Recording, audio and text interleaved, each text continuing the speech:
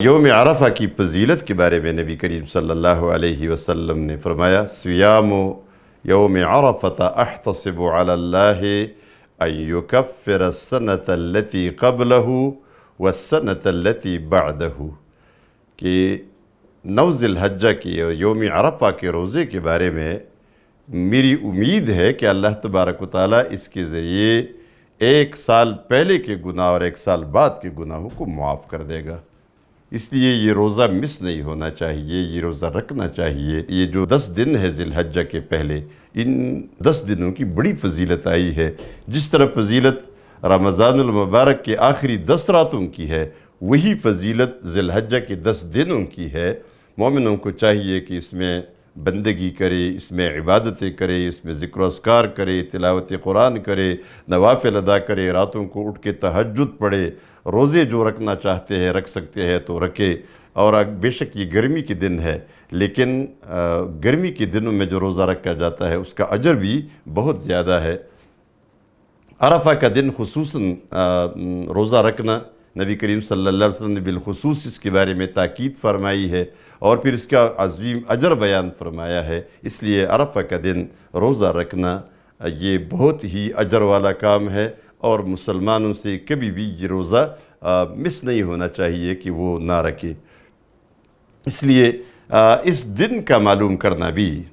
ضروری ہے۔ اس کے بارے میں بہت سارے شکوک و شبہات پائے جاتے ہیں۔ میں صرف ایک بات یہ بتا دوں اس سے پہلے کہ چاہیے تو یہ تھا کہ پوری دنیا میں جو آج کل، اس سے پہلے کے جو حالات تھے، ذرائع ابلاغ نہیں تھے، کسی کو پتہ نہیں چل سکتا تھا کہاں چاند دیکھا گیا ہے کہاں نہیں دیکھا گیا ہے، تو جہاں چاند دیکھا گیا اس کے مطابق عید ہوئی، جہاں چاند دیکھا گیا روزہ ہوا۔ اب چونکہ جو گلوبلائزیشن کی بات کی جاتی ہے اور یہ باقاعدہ ایک حقیقت بن کر یہ بات سامنے آئی ہے، پوری دنیا ایک بستی بن چکی ہے، ایک گاؤں بن چکی ہے، اطلاعات پہنچنا بہت آسان ہے، بہت جلدی ہو جاتا ہے، اور ایک جگہ چاند اگر دیکھا جائے تو سیکنڈ سے بھی کم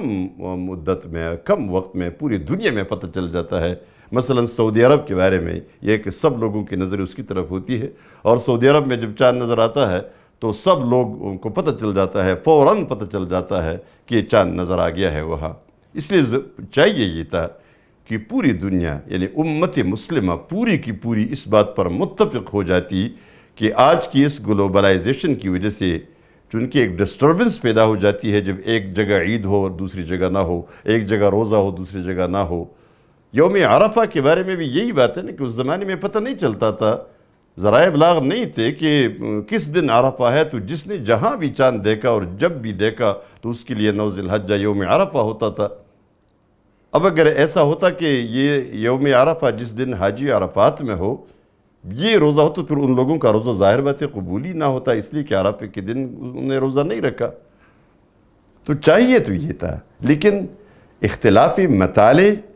جہاں معتبر مانا جاتا ہے اور جن علماء کے نزدیک معتبر مانا جاتا ہے، یہ دنیا میں ایک بہت بڑی تعداد ہے جن کے نزدیک اختلاف مطالع کے مطلع ہر ملک کا، ہر علاقے کا مختلف ہے، یہ معتبر ہے اور اسی پہ عمل ہوتا رہا ہے۔ اس لیے آج جب امت مسلمہ اس پر متفق نہیں ہو رہی،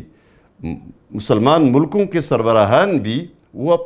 اپنی ذمہ داری ادا نہیں کرتے کہ اس پر، ورنہ اس پر اتفاق کرنا ان کے لیے کوئی مشکل بھی نہیں ہے، کوئی مسئلہ بھی نہیں پیدا ہوتا ان کے لیے، لیکن اس کے باوجود یہ لوگ متفق نہیں ہوتے۔ پھر اپنے ملکوں میں جب چاند کا نظام ہے ان کا، وہ بھی اس طرح کا محق ہو ٹھیک نہیں ہے 100%۔ اس میں اگر کوئی گپلہ ہے، اس میں اگر کوئی خیانت ہوتی ہے، اس میں اگر کوئی غلطی ہوتی ہے تو وہ حکومت وقت کی ذمہ داری ہے، اور بہت ساری چیزوں میں صرف رؤیت ہلال نہیں ہے، ہم حکومتی قوانین کے پابند ہوتے ہیں اور اسلام کا بھی یہی حکم ہے۔ تو جب اس طرح کی ہم پابندیاں کرتے ہیں، ہم دوسرے جتنے بھی قوانین ہوتے ہیں ان کے مطابق چلتے ہیں،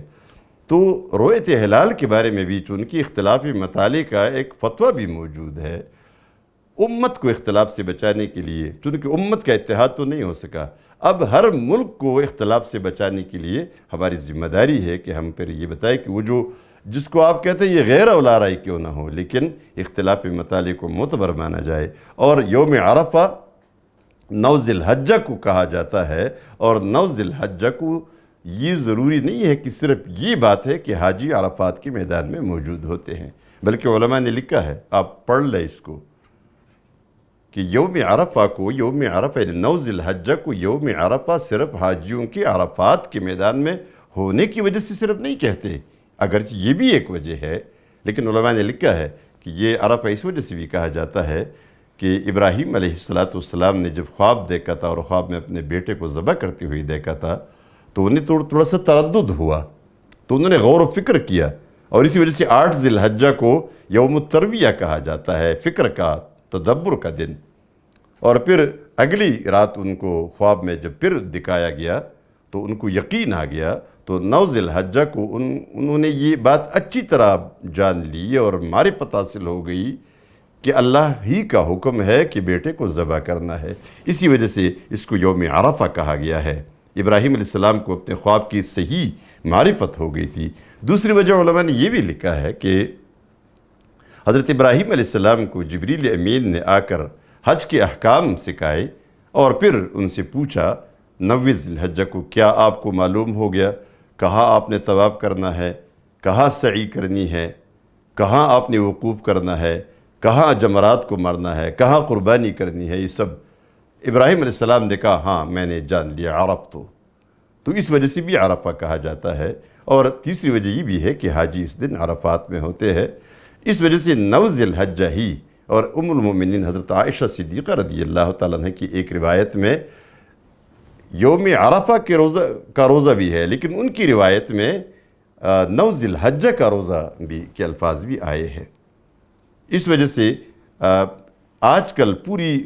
امت کے اندر جو ممالک بنے ہیں، ہر ملک کے اندر کسی بات پر اتحاد کا ہونا ضروری ہے، اور اس طرح ہو سکتا ہے کہ اس ملک کے اندر چاند جس تاریخ کو دیکھا گیا اس سے حساب کیا جائے، اور اس تاریخ کے حساب سے جو 9 ذی الحجہ آئے گا وہ ان کے لیے یوم عرفہ ہوگا، ورنہ اس میں پیچیدگیاں پیدا ہوتی ہے، مسائل پیدا ہوتے ہیں۔ ہونا تو یہ چاہیے تھا کہ پوری دنیا میں ایک دن عید، ایک دن روزہ، ایک دن حج، اور یہ سب کوئی مسئلہ نہ ہوتا، لیکن چونکہ عملاً ایسا نہیں ہے، اس لیے بغاوت کر کے بھی ہم امت کو متفق نہیں کر سکتے۔ بعض لوگ کہتے ہیں یہ ساری حکومتیں تو غیر اسلامی ہے، اب جب غیر اسلامی ہے تو ہم ان کی بات کیوں مانیں؟ لیکن ان کی بات نہ مان کر اور بغاوت کر کے چاند دیکھنے کے بارے میں اگر امت کو متفق کیا جا سکتا تو پھر ہم کہتے ہیں ہاں بالکل ٹھیک ہے، امت اگر متحد ہو سکتی ہے تو بے شک ہم ان حکمرانوں کی بات نہ مانیں، لیکن پھر بھی امت متحد نہیں ہوگی تو جو ملک بنے ہیں ان ممالک کے اندر تو کم از کم ہمارے اندر اتحاد ہونا چاہیے، اور وہ اتحاد اس طرح آ سکتا ہے کہ ہر ملک والے جب بھی چاند دیکھے جو ان کا نظام ہے اور اس کا اعلان ہو جائے کہ فلان تاریخ کو چاند دیکھا گیا ہے، اس لیے اسی تاریخ سے پھر عرفہ کا روزہ بھی رکھا جائے، بے شک وہ وہاں مکہ مکرمہ میں